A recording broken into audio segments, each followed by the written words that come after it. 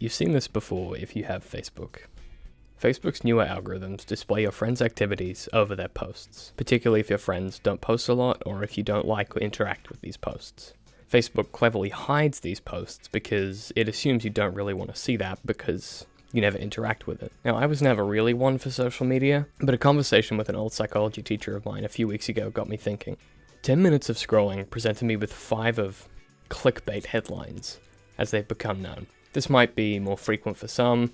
I do keep a pretty well manicured friends list at this point, but looking at clickbait, it has 4 basic components. So let's use this example from before and try and break down how it works. It usually begins with the headline, much like a newspaper or a television news broadcast does. This is known as the hook. The hook in clickbait is made up of 2 components of the 4. First is the scenario. In this case, he caught his girlfriend lying. Our natural voyeuristic tendencies and attraction to gossip, even with people we've never met, means this immediately catches our eye. The second component of the hook is the invitation of ignorance. This goes by a bunch of lofty terms in cognitive psychology, and even more confusing ones in sociocultural, but it does boil down to a fairly simple idea. We want to be seen to know things. We don't actually need to understand them, but as a species, we're pretty keen to get a leg up. So in this case, what he did next, ... asks the reader's subconscious, are you smart enough to work it out? The answer is usually yes. These articles are never surprising. Almost ever. But we need to confirm our worldview. We want to pat ourselves on the back and say, yeah, I sure did work out what he did next. The third component is an image.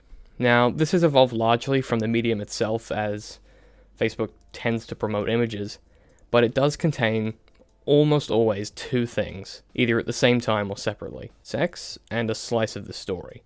This is kind of like a James Bond trailer. We want to see some explosions and a little bit of skin. The same is usually true of clickbait, though you can substitute the sex for anything sensational or arousing in the context of the article. So at this point, we know the subject, want to be told what we know about the subject is true, and have been given a little taste of what the story might be about. So we're already aroused and we're already curious, allowing us to further infer a conclusion about what the article is. And we're only driven to confirm the suspicion by actually clicking and reading the article. But it is the 4th component, of course, that's the genius of clickbait. We're shown the climax of the story. In this case, well done, boy, well done. We do this in internal content fiction a lot, but for a slightly more honest reason. In an action novel or a James Bond film, it will often open with an out-of-context slice of action from the middle act as a prologue. This is the author promising the reader that things will get fun later on, and if the action is good enough, it'll usually hook us in because we trust that the author will deliver on this action. And the clickbait is basically doing the same thing. The article says, here's the typical reaction to this story. That's the 4th component, is offering us, here's what everyone else thinks of this. And this is inviting us to either confirm or disprove it. We're trying to confirm our worldview either way, because some of us like to be with the grain, others against it. There's nothing wrong with clickbait, I guess. Sort of. It's burning your brain cells and preventing you from expanding your worldview and horizon. But it's kind of an okay way to relax. But on an unrelated note that writing this article got me thinking is you should probably stop using Instagram. Look up the @thefuckyou project, I'll link that in the show notes, and then delete your Instagram account.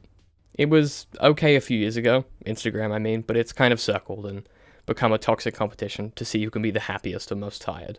Just check out that project and you'll see exactly what I mean. But anyway, clickbait is easy to avoid when you understand it.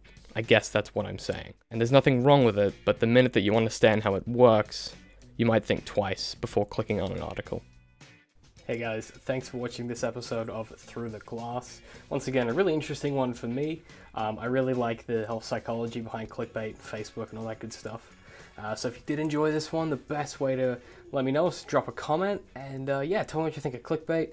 I personally think it's kind of a fun way to sometimes spend some time, but it is obviously problematic. So yeah, throw in the comments, let me know what you think. And as always, thanks to everyone who supports us on Patreon, and everyone who leaves likes, favorites, subscribes, shares, retweets, reblogs, Instagrams, whatever it is that you do, we really appreciate it.